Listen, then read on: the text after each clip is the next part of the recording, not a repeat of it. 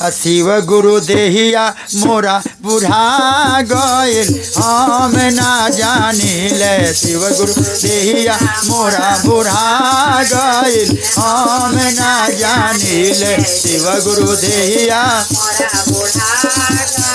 हम ना जानिले। शिव गुरु देहिया मोरा बुढ़ा गइल हम ना जानिले। शिव गुरु देहिया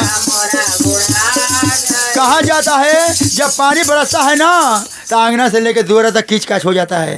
तब बुढ़िया गिरे के कह के निम्नों में ढिमला जाता है, पर से फिर से कहा जाता है। तो क्या होता है आंगना में कीच काच गोर छितारा गइल। आंगना में कीच काच गोर छितारा गइल। घर से पुतोहिया बोले बुढ़िया पागला गइल। घर से पुतोहिया बोले बुढ़िया पागला गइल। घर से पुतोहिया बोले बुढ़िया पागला गइल। घर से पतोहिया बोले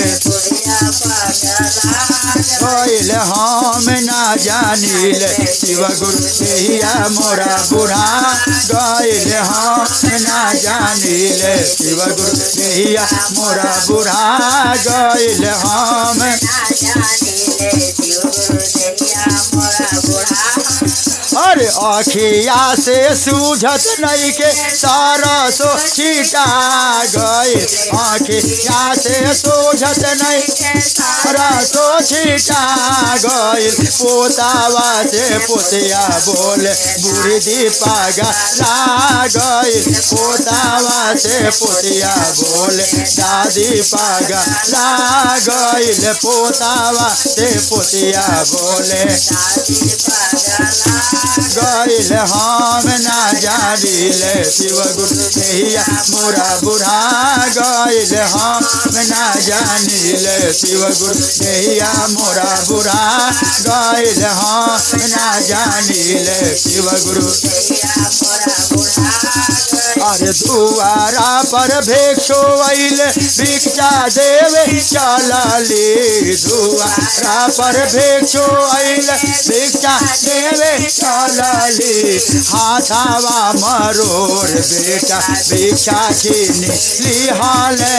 हाथावा मरोड़ बेटा भिक्षा छीन लिहाले।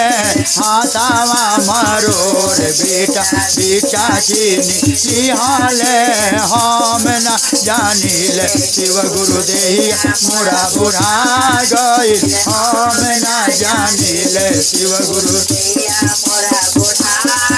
अरे घरावा में बैठल पुतो बोले एक बोलिया। घरावा में बैठल पुतो बोले एक बोलिया।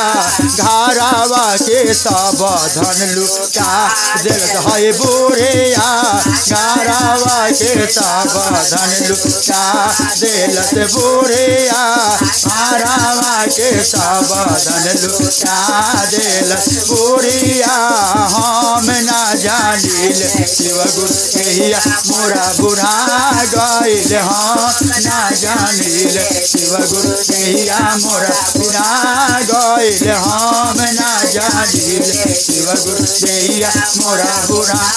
आंगना में कीच काच गोर छितारा गइल। आंगना में कीच काच गोर छितारा गइल। घर से पतोहिया बोले बुढ़िया पागला। घर से पतोहिया बोले बुढ़िया पागला गइल।